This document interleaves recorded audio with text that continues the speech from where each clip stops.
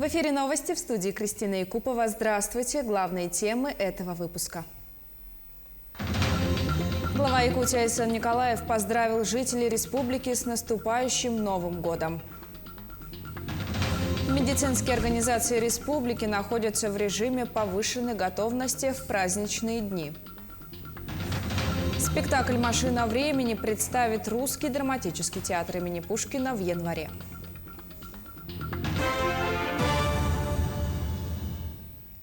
Глава региона Айсан Николаев поздравляет якутян с новым 2022 годом. Он отметил, что уходящий год был напряженным и насыщенным.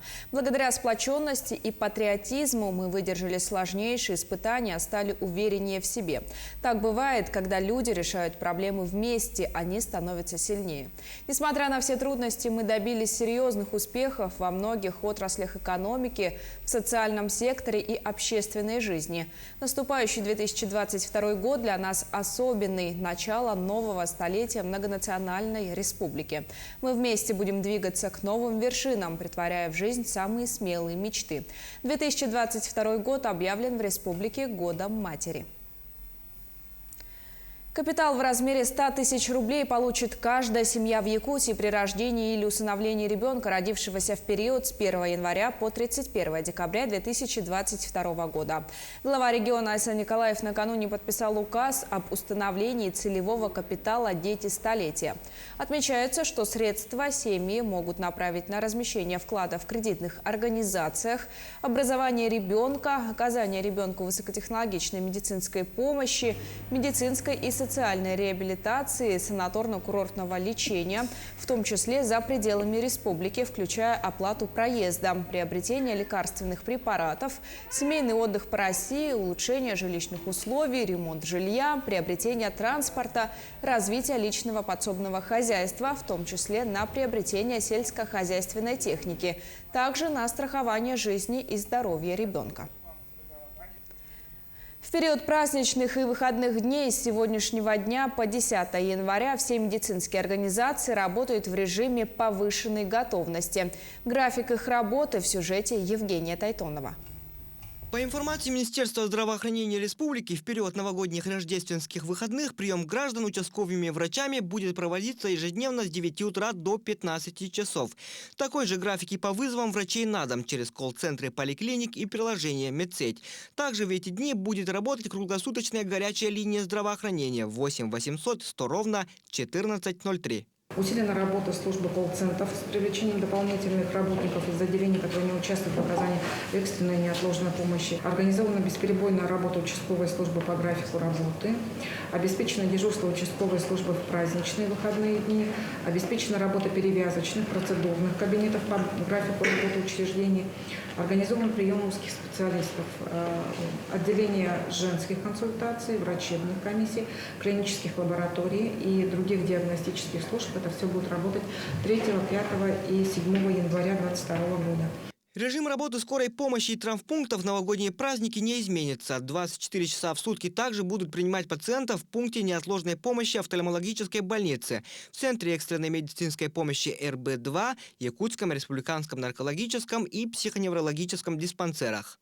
А вот график работы Якутского специализированного стоматологического центра для оказания неотложной помощи вы сейчас видите на своих экранах. До 9 января следующего года учреждение будет работать с 9 до 3. Минздрав напоминает, что в период выходных дней в Якутии сохраняется режим ограничительных мер. Снижение количества заболеваемости коронавирусом не означает, что болезнь отступает. Специалисты советуют при первых недомоганиях обращаться за медицинской помощью. В первую очередь это касается тех, кто выезжает за пределы республики или же возвращается в Якутию. Любое легкое недомогание всегда воспринимается как лишь бы пережить новогоднюю ночь, и, соответственно, все пройдет. В связи с тем, что заболевание сегодня существует, оно является достаточно коварным, так как оно развивается очень быстро. Обращаю ваше внимание на необходимость вызова врача. В целях предотвращения распространения болезней вакцинация в медицинских учреждениях республики будет проводиться ежедневно и без выходных с 9 утра до 15 часов. Также напоминаем, что работает круглосуточная горячая линия Минздрава республики по коронавирусу 122. Евгений Тайтонов, Якутск. В канун Нового года все мы становимся немного детьми. Очень уж хочется хоть на секунду поверить в сказку. Или создать ее в квартире, у дома или во дворе. Многие так и поступают, даря новогоднее настроение семье, соседям, друзьям и просто прохожим. Это слепил наш друг Юрий Константинович Винокуров. Творческий человек, оказывается. Мы его узнали еще с этой стороны. Вот. Воодушевился он снеговиком, а потом решил еще и символа года слепить. Вот. Ну, для души, для поднятия настроения в наши морозы, крепучие, крепкие такие сильные морозы нынче. Вот пусть гости радуются. Мы, гости. Что пожелать всем? Пожелать всем хочу в новом году только крепкого здоровья. Новый год – самый любимый праздник во многих семьях из-за атмосферы волшебства. Наши коллеги из Нерингри побывали в гостях у семьи Лазаренко и узнали об их праздничных традициях.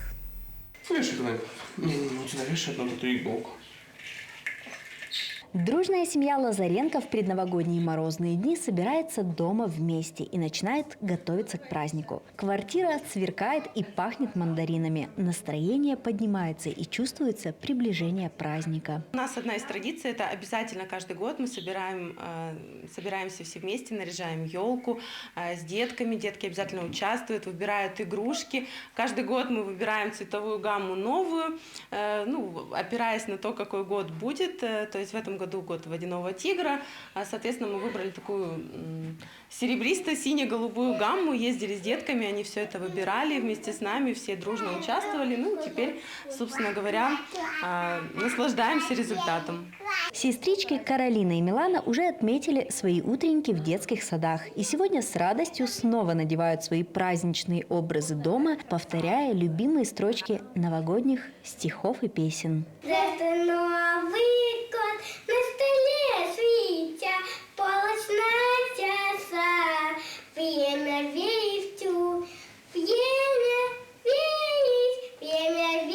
чудеса.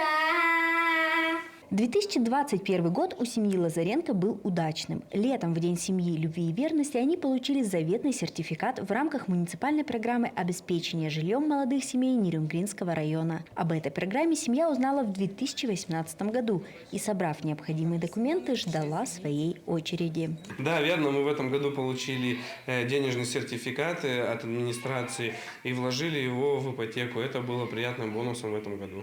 Сегодня семья Лазаренко продолжает верить в чудеса, идти им навстречу и строить позитивные планы на наступающий 2022 год. Екатерина Павлова, Захар Головин, Нерингри. Телеканал «Якутия-24» совместно с Русским драматическим театром имени Пушкина подготовил для телезрителей подарок – музыкальное представление «Новогодняя открытка». Это первый такой совместный опыт работы труппы, театра и телевизионного коллектива. Буквально за неполный месяц удалось отснять яркое, зрелищное действо. История любви, ожидания предновогоднего чуда, где героями выступают не только артисты, перемежаются популярными песнями 80-х, 90-х годов. Съемки проходили как на сцене театра, так и в обновленной телевизионной студии телеканала. Режиссером выступил Владимир Борисов, руководителем проекта Дмитрий Аргунов, продюсером Туяра Филиппова. Новый проект телеканала зрители могут увидеть сегодня в 22:20 и 1 января на телеканале НВК «Саха». Раньше все любили получать и писать новогодние открытки. И мы решили вспомнить эту давнюю традицию и подарить нашим зрителям яркую, красивую музыкальную открытку. И в нашем представлении будут участвовать очень известные в республике люди. И не раскрывая всех секретов, скажу, что вы увидите еще наших ведущих в необычном для них амплуа. Ну а кто был Дедом Морозом и Снегурочкой, вы узнаете уже совсем скоро. Благотворительную акцию «Елка добра» провела общественная организация «Дари добро» в Алдане. Красавицу-елку для детей, оказавшихся в сложной жизненной ситуации, нарядили сверстники, а подарки ребятам приготовили предприятия и организации. Подробности у Татьяны Вахниной. Посмотрите на меня. Третьеклассники школы с углубленным изучением отдельных предметов пришли в общественную организацию «Дари добро не на праздник». Ребятам предстоит нарядить елочку. Украшения для нее дети мастерили своими руками. В убранстве новогодняя красавица преобразилась, и скоро вокруг нее закружатся в хороводе воспитанники Алданского социально-реабилитационного центра. Мы с нашим классом очень сильно трудились, чтобы «Дари добро» был самым красивым на свете. Постарались школьники от всего сердца. Елочка станет не только самой красивой, но и самой доброй. «Елка добра» – именно так называется акция общественной организации «Дари добро». В уходящем году эта акция проходит впервые. Сейчас мы сделали открытие елки. Дети со школы с углубленным изучением отдельных предметов нам ее украсили. Ученики школы с углубленным изучением отдельных предметов подготовили порядка 100 фонариков. А забавных сказочных героев дети мастерили вместе с педагогами. Стоит отметить, что ребята сами изъявили желание порадовать сверстников, оказавшихся в сложной жизненной ситуации. Детки с удовольствием своими руками сделали украшения, приняли участие 1 класс, 3 класс. С душой столько было, мы рассказывали, что это будет за елка добра. Увлек детвору и процесс изготовления украшений для елочки. Каждый фонарик оказался особенным, не похожим на другие. Вспомнили, как раньше сами украшали, да, не покупными игрушками, а именно всю душу вкладывали в игрушку. И тем самым часть своей души, теплоты была в этой игрушке. Поэтому вот я думаю, что это здорово, что есть такая акция.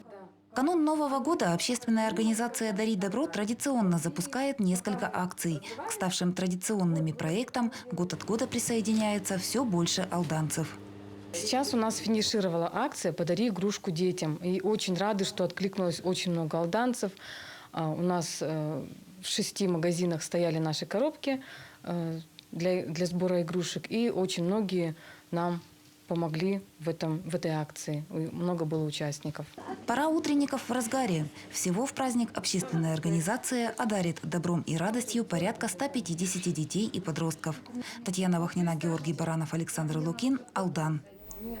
В 2022-м оказаться в конце 80-х. Такую возможность дает Русский драмтеатр имени Пушкина.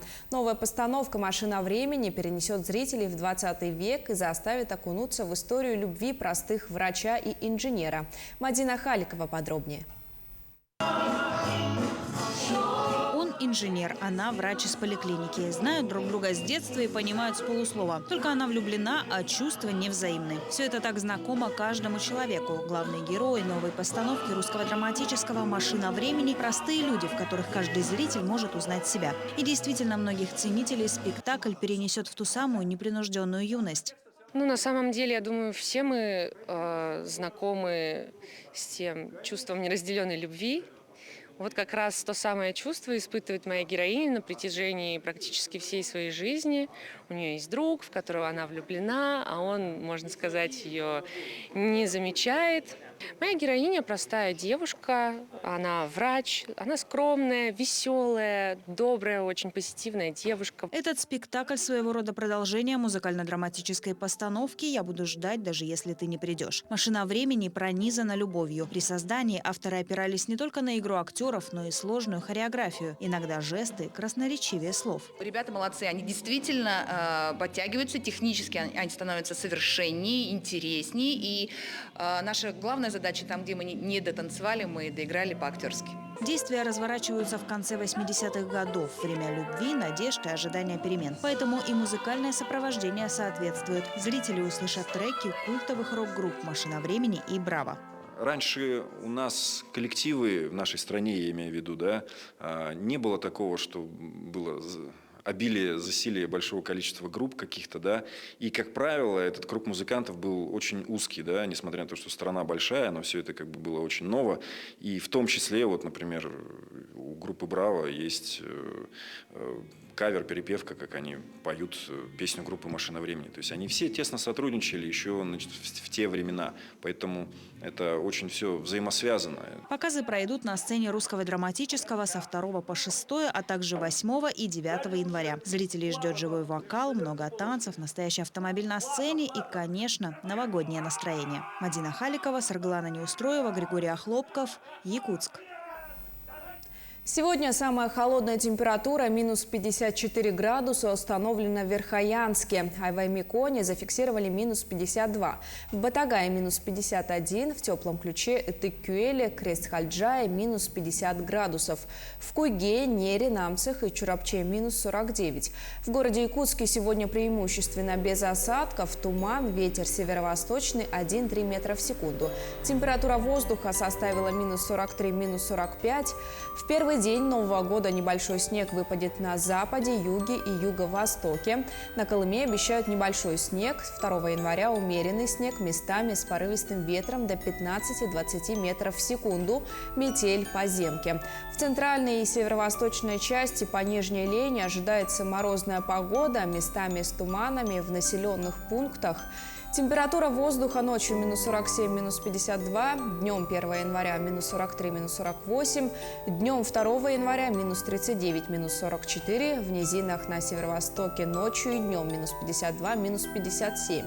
На остальной территории при снеге 1 января ночью и днем минус 25, минус 30, при прояснении минус 35, минус 40, на северо-западе минус 43, минус 48, 2 января ночью и днем минус 37-42, местами минус 30-35. На этом у меня вся информация. Наши корреспонденты продолжают следить за развитием событий. Еще больше новостей на сайтах Як24 и nvk-online.ru. Дорогие телезрители, наш телеканал поздравляет вас с наступающим 2022 годом. Пусть он принесет в ваши дома только радость. Крепкого вам здоровья, берегите себя. До встречи в эфире.